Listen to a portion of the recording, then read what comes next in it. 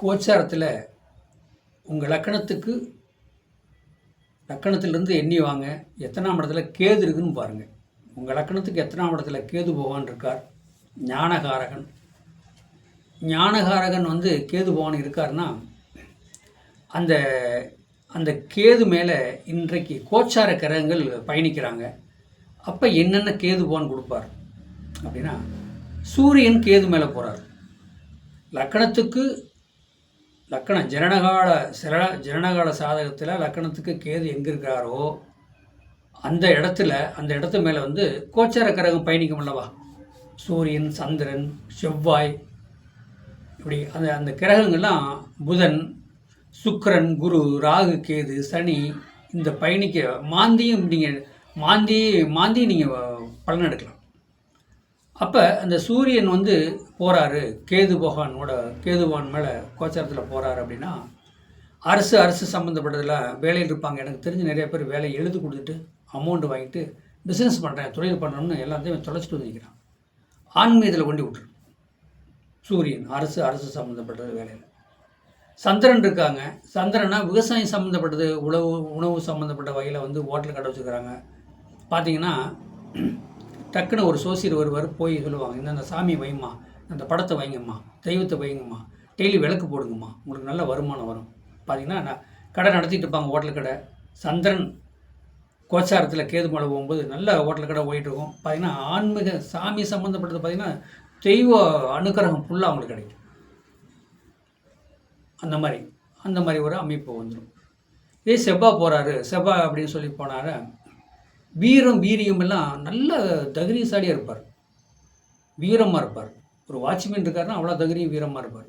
அப்புறம் பார்த்தீங்கன்னா இந்த கேது போகும்போது உடம்பு சரியில்லாமல் போயிடும், மன உளைச்சலாக கொடுக்கும், குடும்பத்தில் பிரச்சனை சிக்கலை ஓடி கொடுத்துட்டு போகும். ஒரு மனிதன் சாதகத்தில் கேது பகவான் எங்கே இருக்காரோ அது மேலே கோச்சாரத்தில் அந்த செவ்வாய் போகும்போது வீரியமெல்லாம் அவுட் ஆயிருங்க, கோலை மாதிரி ஆயிடுவார். அதுதான் கேது. அப்போ புதன் போகிறான்னா பத்திரம், ஏற்கனவே இடம் வாங்கி வீடு கட்டி பத்திரம் பாண்டு எல்லாம் பூராமே இந்த கேது போகும்போது தான் பூராமே பிரச்சனையாகவே இருக்கும். கேது மேலே புதன் போகும்போது டாக்குமுண்டு பிரச்சனை சிக்கல். பெருமாள் கோயில் விஷ்ணு நாராயண பெருமாளை போய் கும்பிடுவாங்க கேது மேலே புதன் போகும்போது. கேது மேலே சுக்கிரன் போகிறார். சுக்கிரன்னா அழகு சம்மந்தப்பட்டது. எவ்வளவோ சோழர்கள் இருப்பாங்க, நீட்டாக இருப்பாங்க. 4ஆம் இடங்கிறது சுகசனமாக சட்டை மேலே சட்டை அப்படி டிசைனாக போடுவாங்க.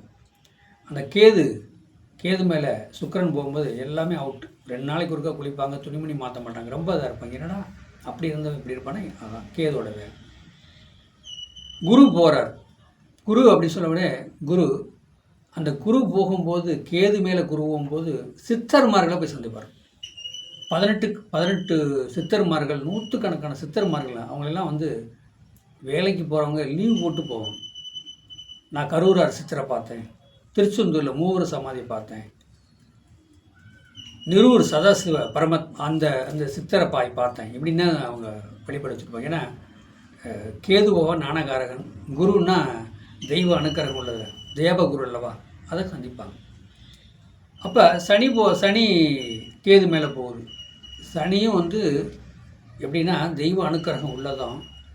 இந்த நைட்டில் இருட்டில் சாமி கும்பிடுவாங்க. கருப்பன் சாமி 12 மணிக்கு வாக்கட்டு கட்டுவாங்க, வாக்கட்டு கட்டி பூஜை பண்ணுவாங்க. அதெல்லாம் நிறைய நடக்கும்.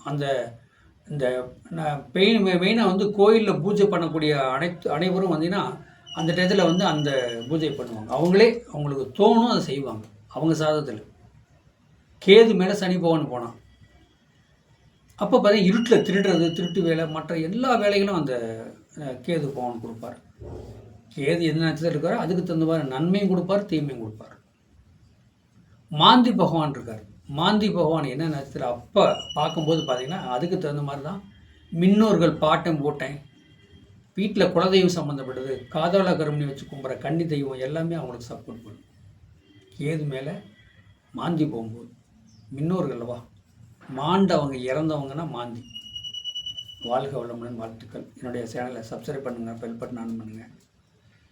என்கிட்ட சாதகம் பார்க்க 95 14 77 10 74 நம்பருக்கு வாட்ஸ்அப்பில் சாதகம் அனுப்புங்க. தெளிவாக உங்களுக்கு சாதகம் சொல்லப்படும். உங்கள் வாழ்க்கையை ரன் பண்ண முடியும். இந்த பிரபஞ்சம் பஞ்சபூத நவக்கிரகத்தினால் உங்களுக்கு வழிகாட்டப்படும். வாழ்க வளமுடன்.